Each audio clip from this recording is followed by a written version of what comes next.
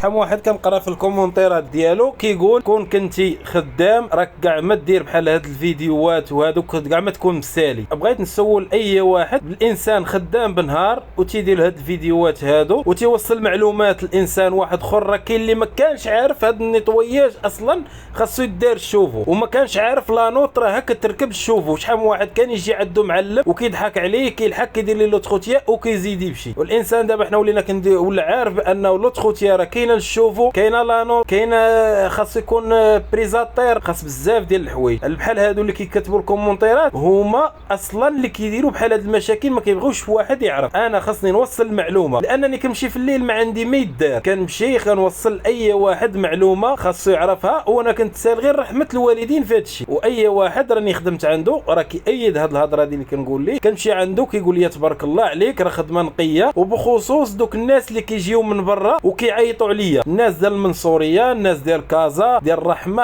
اي واحد دخل المغرب تيعيط ليا كيقول لي جي دير لي لوط خوتيا قبل ما نشعل الشوفو ديالي، وكيقول لي بغيت نشوفك، كيقول لي راك انسان طيب وخلوق. هو هادشي اللي كاين.